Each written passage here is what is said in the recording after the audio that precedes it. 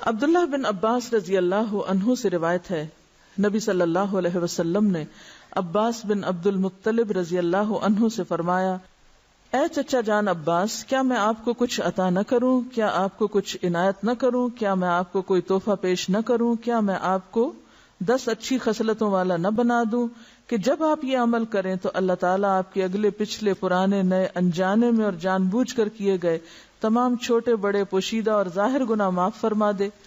وہ یہ ہے کہ آپ 4 رکعات نفل اس طرح ادا کریں کہ ہر رکعت میں سورۃ فاتحہ اور کوئی دوسری سورت پڑھیں۔ جب آپ اس قرات سے فارغ ہو جائیں تو قیام کی حالت میں ہی یہ کلمات 15 بار پڑھیں، یعنی قرات کر کے سورۃ الفاتحہ پڑھ کے سبحان اللہ والحمد للہ ولا الہ الا اللہ واللہ اکبر۔ پھر آپ رکوع میں جائیں، تسبیحات رکوع سے فارغ ہو کر رکوع میں ہی ان کلمات کو 10 بار دہرائیں، پھر رکوع سے اٹھ جائیں اور سمع اللہ لمن حمدہ وغیرہ سے فارغ ہو کر 10 بار ہی کلمات پڑھیں، پھر سجدے میں جائیں، سجدے کی دعائیں پڑھنے کے بعد یہی کلمات 10 بار پڑھیں، پھر سجدے سے سر اٹھائیں اور جلسہ میں جو دعائیں ہیں وہ پڑھ کے 10 بار انہی کلمات کو دہرائیں، پھر دوسرے سجدے میں چلے جائیں، پہلے سجدے کی طرح 10 بار پھر اس تسبیح کو ادا کریں، پھر سجدے سے سر اٹھائیں اور جلسہ استراحت میں کچھ اور پڑھے بغیر 10 بار اس تسبیح کو دہرائیں۔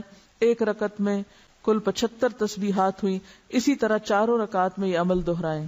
اگر آپ طاقت رکھتے ہو تو نماز تسبیح روزانہ 1 بار پڑھیں، اگر آپ ایسا نہ کر سکتے ہو تو ہر جمعہ 1 بار پڑھیں، یہ نہ کر سکتے ہو تو ہر مہینے میں 1 بار پڑھیں، یہ بھی نہ کر سکے تو سال میں 1 بار، اگر آپ سال میں بھی 1 بار نہ کر سکتے ہو تو زندگی میں 1 بار ضرور پڑھیں۔ حافظ ابن حجر رحمۃ اللہ علیہ فرماتے ہیں کہ یہ حدیث کثرت طرق کی بنا پر حسن درجے کی ہے، یعنی نماز تسبیح کی حدیث جو ہے اس کے بہت سے طرق ہیں، یعنی بہت سی چینز ہیں، اس لیے یہ حسن درجے کی ہے۔ شیخ البانی فرماتے ہیں کہ امام حاکم اور حافظ ذہبی نے اس حدیث کی تقویت کی طرف اشارہ کیا ہے اور یہ حق ہے، یعنی البانی کے نزدیک بھی یہ بات درست ہے کیونکہ اس کے بہت سے طرق ہیں۔ علامہ مبارک پوری شیخ احمد شاکر نے بھی اسے حسن کہا ہے، جبکہ خطیب بغدادی، نووی، ابن صلاح نے اسے صحیح کہا ہے۔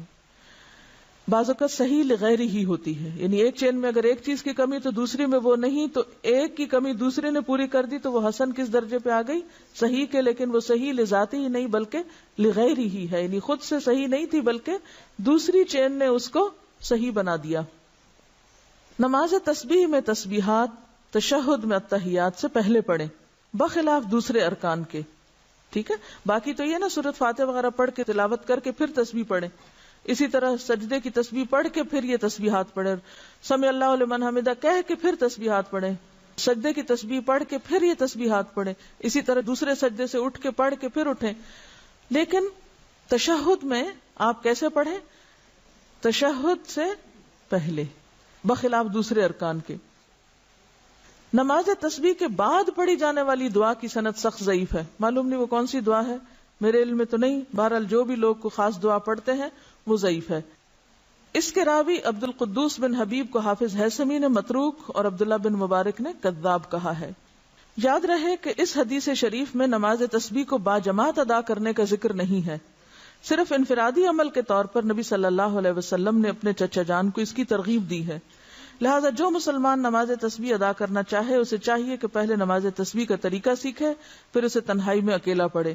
یہ رویہ بھی انتہائی مہلک ہے کہ بندہ فرض نمازوں پہ تو توجہ نہ دے مگر نماز تسبیح ادا کرنے کے لیے ہمہ وقت بے تاب رہے۔ لہذا فرض نمازوں کے تارک کو پہلے سچی توبہ کرنی چاہیے، پھر وہ نماز تسبیح پڑھے تو اسے یقیناً فائدہ ہوگا، کیونکہ فرض قضا کر کے نفل پڑھنے میں فائدہ نہیں ہوتا۔ نفل اس وقت فائدہ مند ہوتے ہیں جب آپ فرض بھی پڑھ رہے ہو، تو بہت سے لوگ فرض تو پڑھتے نہیں اور کبھی کبھی صلاۃ و تسبیح پڑھ کے سمجھتے ہیں کہ سارے فرض ان کے ادا ہو گئے، جبکہ ایسا نہیں، فرض اپنی جگہ فرض ہے۔ وآخر دعوانا ان الحمد للہ رب العالمین، سبحانک اللہم وبحمدک، نشہد ان لا الہ الا انت، نستغفرک ونتوب الیک۔